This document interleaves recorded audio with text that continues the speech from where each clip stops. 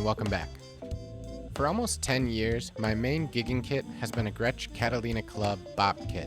I absolutely love this set, and it's been used on probably 1,000 gigs, numerous recording sessions, and it can do everything from light background jazz to loud rock gigs when mic'd up. It's been in my storage room for the last few months, and I was preparing to go out on a short tour with the Glenn Miller Orchestra and wanted to bring this set. As I was pulling it out and tuning the drums, I realized the 12-inch tom actually had a large crack from the bottom bearing edge up through about maybe 5 inches of the shell.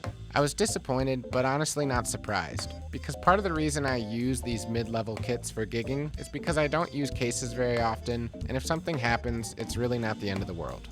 I went to Reverb and eBay, and even though this particular set was discontinued, I was able to find a matching tom on eBay and paid $135 plus shipping to get the kit back in working order. In the meantime, I tried to glue up the shell and added some tape around it and ended up using this kit as is for those run of shows, and when I got home, the new tom was here waiting for me. Typically these drums come with a sort of suspension mount on the toms, but I'm not a huge fan of those, and a number of years back, I modified this kit, drilling out the mount directly to the shell and adding internal mufflers to the toms. The replacement drum didn't actually come with a tom mount, so I knew I'd need to rip off the tom mount and muffler from the old drum and drill it out for the new. I started by removing all the hardware from the cracked shell, even the lugs, because I was hoping to reuse the intact part of this shell for another project down the road. The process for drilling out hardware to a shell is fairly simple. You take the hole pattern from the original tom and transfer that over to the new shell. If you don't have a reference template like I did, you could take some measurements and just use painter's tape on the shell to mark out where all those holes need to go.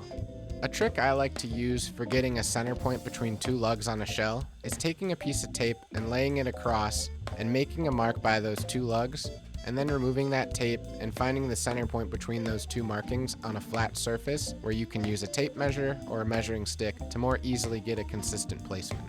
Also, a square is helpful getting a perpendicular line from the bearing edge down the shell for mounting that hardware nice and straight. I drilled out 2 holes for the tom bracket and 2 holes for the internal muffler, and then reassembled everything and got this drum back together with the kit. Once I had this finished, I moved my attention over to the old shell and tried to figure out how I could reuse the functional part of it in order to recycle it and not just waste it. I knew I'd need to cut away any part of the shell that had the crack coming through it, so with the shell stripped down, I took it up to my garage and cut away the cracked portion with my table saw. I wasn't left with much, but I went ahead and pulled out my router table and cut some new bearing edges into the bottom with the hopes of adding hardware back and turning this into some sort of 12-inch piccolo snare. Unfortunately, after I cut the edges, I reassembled some of the lugs to find out that I couldn't really seat a head on the bottom edge without running into the bottom of those lugs. In retrospect, it would have been smart to check this before I wasted time cutting a new edge, but not really a huge deal. My backup plan for this shell was just making it a single-headed drum, whether that be some sort of pancake or timbale style tom, or maybe a single-headed snare like I've seen from LP, Tama, and Pearl. I'd also seen some cool practice pads made from a shell remnant using a mesh head, and figured that could be an easy idea as well.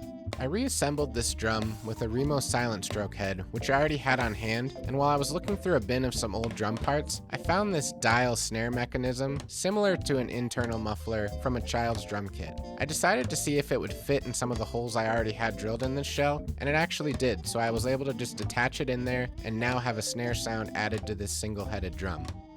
I wasn't a big fan of how the bottom edge looked with the bearing edge, and I wanted to do something that would 1. Make it look a little nicer, 2. Protect that edge from getting beat up, and 3. Keep it from sliding around if I decided to set this on a surface like a tabletop. I found this rubber U-channel on Amazon that typically is used on car door seals, and luckily it fit around the 1/4 inch thickness of my shell. It was a tight enough fit where I could just snug it on and didn't need to use any glue or anything to hold it in place. And just like that, this project was wrapped. I set it up to use as a practice pad with the mesh head, and I recorded some demos at my set with my low volume cymbals and a low volume bass drum beater. I'd probably be more inclined to just use this as a practice pad away from the drum set, but I also thought it would be cool to set this up with a more standard drum head and see if I could make some use of it in a regular setup. I recorded all the demos you're about to hear using a single Shure KSM32 as an overhead and an SC Electronics V-Kick on the bass drum. I added some light EQ and compression and boosted the signal a bit for the low volume setup. Following the demos, I'll let you know my initial thoughts on the drum and the project as a whole.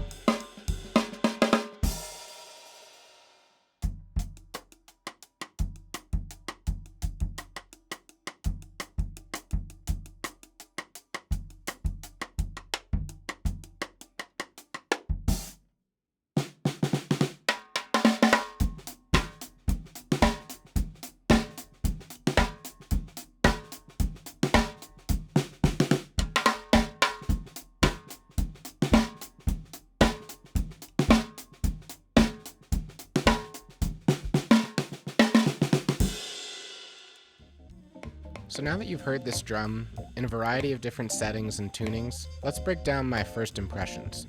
In a practice pad setting, it's cool, does the job fine, and blends well with the kit. I think it could probably be a little bit louder, but one thing I've noticed with the mesh head setup is how important it is to have a typical resonant head on the drum you're using. This allows a little bit more vibration and tone bouncing back towards you. The practical tuning range on the mesh head is less than ideal. You have to tune it tight enough to have a solid enough feel to play on, but after that, they start to get overly bouncy really quick. Now when I switched it to a standard drum head, I used this Remo CS Dot I have, and honestly, I just really like the look of it and being able to see through the drum. I also tried an Evans EC2 off camera, but I didn't really go into depth with a wide variety of heads for this drum.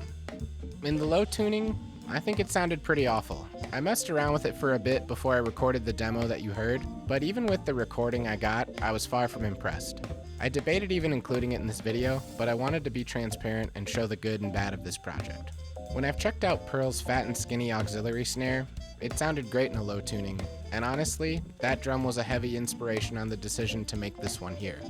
I do think if I messed around with the tuning a bit more, or maybe tried some muffling, I could get something usable with this drum in a low tuning, but so far, the low range is pretty much out of the question. Luckily, when I tuned this drum up, I was really thrilled with the sound I got out of it.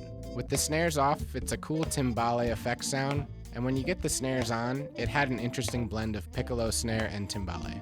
I think it fit really well into the backing track for this video, and I like it enough to call that tuning a success. My biggest letdown in this drum is definitely the snare mechanism. I probably should have expected that to be far from consistent, considering I pulled it off a child's toy drum kit, but in the spirit of only using parts I had on hand, it was worth trying. If this drum sticks around in my collection of projects, I'll probably invest in something a little more durable. LP makes a cool snare throw for their micro snare series, and you can find them for a little over $30 from a few sites like Drum Factory Direct and Drums on Sale. I used this on my pancake snare video from a couple years back, and it worked really well. If you haven't seen that video, I'd encourage you to check it out, and I'll have it linked in the description down below.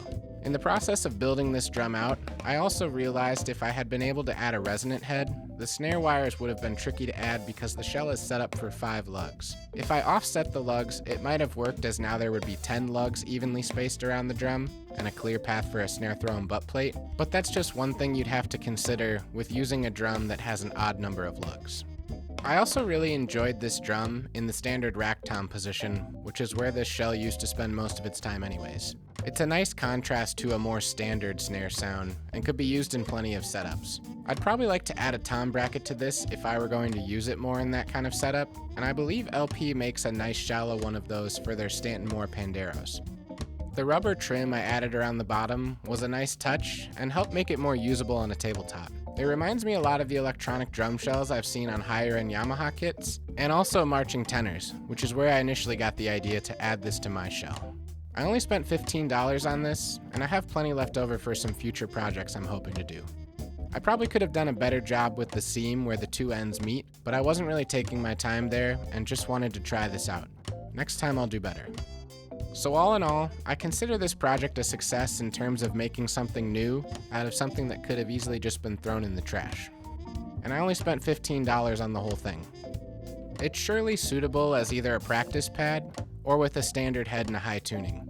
In my world, I tend to have a lot of snares, each with their own specific thing they do well. This falls right in line with that.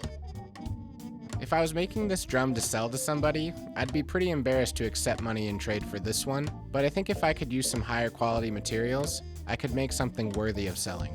Let me know what you think of this project by leaving a comment down below, and if you enjoyed this video, please give it a thumbs up and consider subscribing to my channel to stay up to date on future video releases.